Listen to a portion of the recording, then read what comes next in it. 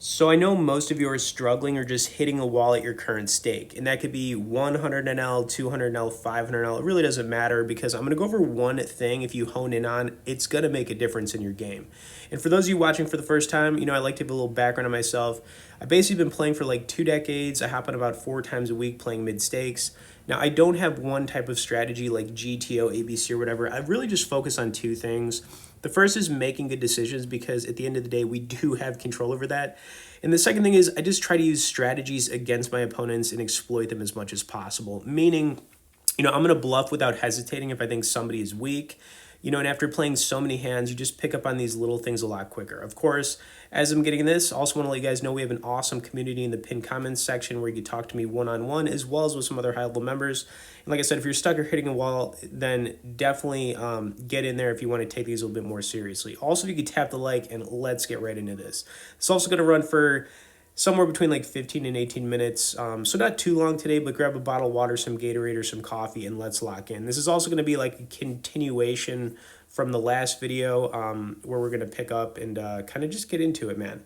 And we do have a couple different situations. Do not go anywhere. You're not going to want to miss them. But let's talk about what you can do, right?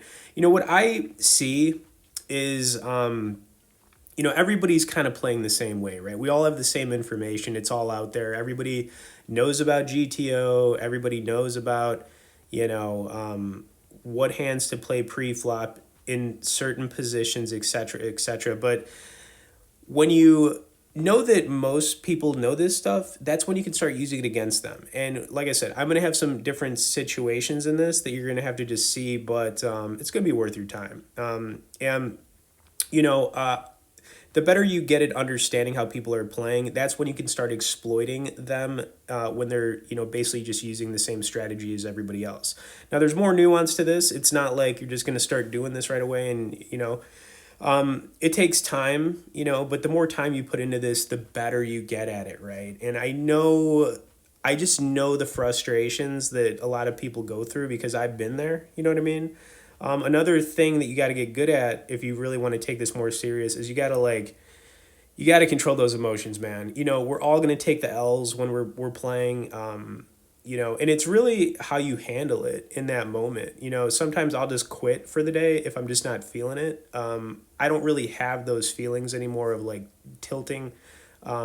Really, honestly, not a lot really even makes me at this point. Kind of become numb to it all, and that's kind of how you got to be. It also comes with age a little bit, which is a little bit frustrating to hear as well. But, when I was in my 20s, I definitely wasn't as capable of handling the swings as I eventually became into my 30s, and that's kind of like when things really got just even better for me, right? I was already doing pretty well before that, but, it kind of just started to all come together. Now check this out, man. Pocket tens, man. Pocket tens. I really wanted to make this call, but it was just too much. This guy too, like player one, he was playing pretty tight. So I don't know if we would have been up against like ace king if I called this one, but I just let it go because I just wasn't sure, man. And it's probably the right fold. But it was a tough one, man. Believe me, I did want to make that call with tens. I'm going to take a sip of my coffee. Just one sec, guys. Okay, here we go. All right. All right, 8-9 offsuit. Pretty sure going to open here. Might as well, right? In the small blind. Player 6. Pick up sticks. This is going to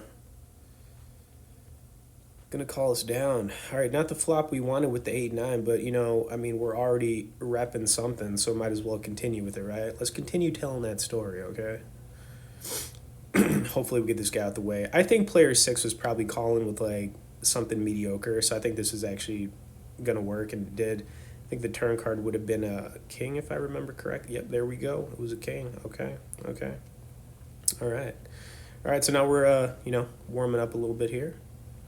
Just down a little bit from when we started this one. We got the 3-4 suited. What else can I say, man? This is going to be kind of an example of what I was talking about, beginning this, right? So, obviously 3-4 suited is not really a monster, but we're going to play it like it's a monster. I mean, why not, right? We're going to be on the button here. Player 3 is gonna open. Now this is just a call or a fold if we want to do that. We still have two players to act behind us. You could re-raise this up, so got to be aware of that. So it's not like I want to raise this really. I'm just gonna call. It's gonna come back over to player 6. Who I think we are going to have a re-raise spot here. 3-4 suited diamonds. It's not like, well, like I said, it's not exactly a monster, but let's play it like it's one. Now we got player 6 re-raising, pretty good sizing here.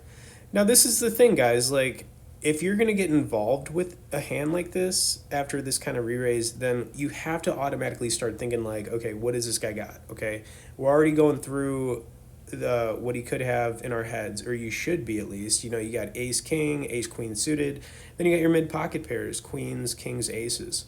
So putting this all together, we're gonna go for it here and see a flop. We're already doing pretty good in this one, as you guys can see, so why not? And then we get this flop. All right, so here's the thing.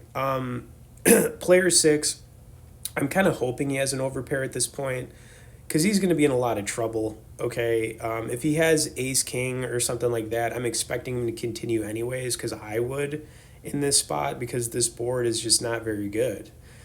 So it's a 50-50, but there's no reason for us to like do anything here except make the call.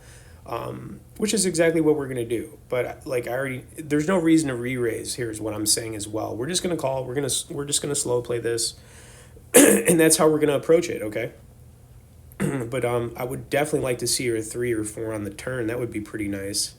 Would lock us in too, All right, but player 6, he's taking his time here.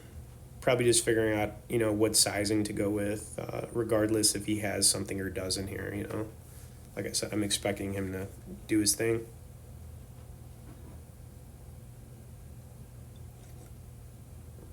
But yeah, man, that 3-4 suited, it looks like it turned into a monster, huh? Excuse me. Okay, so he went pretty small. I would say this is pretty small. And I think it's like a feeler, you know what I mean? So we're just going to call. And kind of hoping we get like an overcard on the turn, maybe. Might be good here, Especially if it's like ace king or ace queen, right? That's something to be thinking about. Now, the turn card, I mean, puts the diamond draw out there for us too, okay? And this is where things got tricky,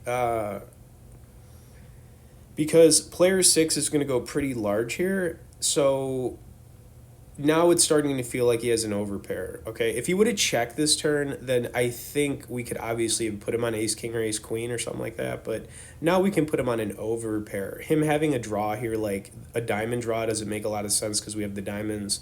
So I just came over the top, and I'm curious if you guys would have done this too. Comment below if you would have done the same thing here on this turn. I mean, he kind of committed himself anyways. There wasn't much behind. That's kind of why I did it, but I'm curious. He's going to turn over a diamond draw. We took it down, and, thankfully the diamonds didn't get there. But I will say this. Him getting the ace on the turn, too, I don't think it would have really changed anything. I think he still would have done the same thing, like just gone for it on the river there, probably, with whatever he had left, even though the diamonds missed. That's the thing too about playing those low suited connectors. Sometimes you run into that stuff, but you got to be thinking like, what are the odds of somebody having like the diamond draw as well there? It was pretty low, even though he had it. And, obviously, we were big favorites going to the river there, but, at the same time, it was kind of surprising to see that he also had a diamond draw. All right, anyways, still got a few more hands to go over here, but, like I said, that's just an interesting spot with the 3-4 suited, and, it is what it is, man. RIP to that dude, right? Whatever. Are we to king 9 here? I'm going to be protecting with the king 9 off here, okay? Pretty standard.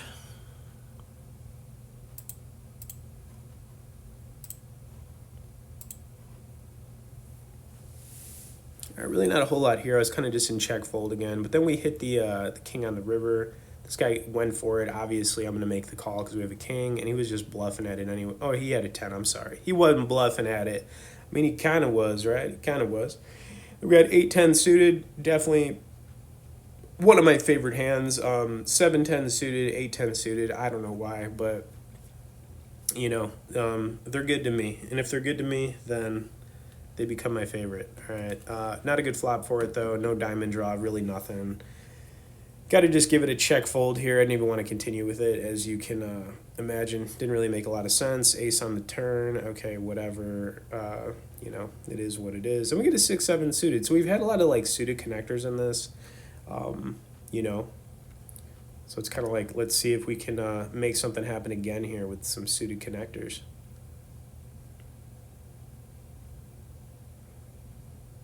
And we didn't. The 5 couldn't have been a 6 or a 7, right? Can't really bluff at this either. I mean, there's just, it doesn't even make sense. So we just have to take the L here. I think he's going to go for some, go for it here in the river or something. Yeah, whatever, dude. You got it. I'm not even going to get involved right there. Nice one. Then we had an ace queen. This kind of like wrap things up, I guess. This is the last one. But, you know, I still think we had some good stuff to go over here. And, you know, like I said, if you're just hitting a wall, another thing too, man, it definitely helps to talk to other people about this, but it can definitely give you some insight.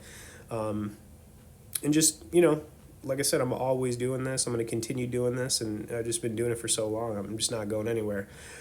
Pin, comment, guys, get in that community. Subscribe if you haven't. Thanks for watching. We'll see you in the next one.